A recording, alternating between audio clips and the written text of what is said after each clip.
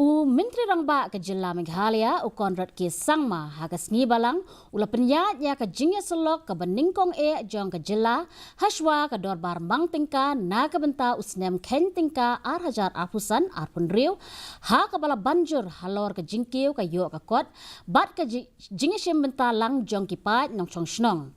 Ula penpau ya ke jingkiu ke yo ke kot ke Jylla Meghalaya ke bala kot da khat riu point na ke shispa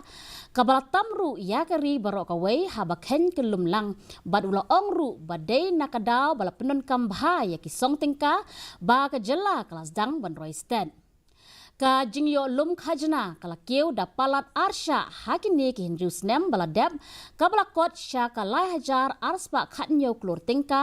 ha kabala khmi lenti ba khajna exercise kan tam ya ka sanspa klur Tyngka menta Snem.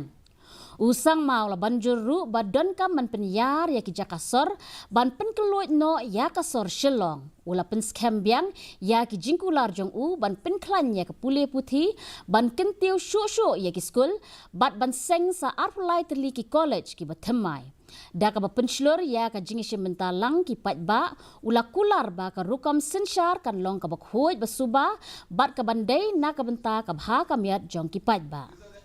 Numbers going from 1,450 crores today to 3,217 crores in a matter of 6 years. We have doubled our tax collection of our own revenue receipts. The capacity to absorb, to implement has gone up in Meghalaya. The same team, the same people, but we just done things in a much better manner. Of course, there's lots more to be done. I'm not saying that everything is perfect, but we are definitely on the right path.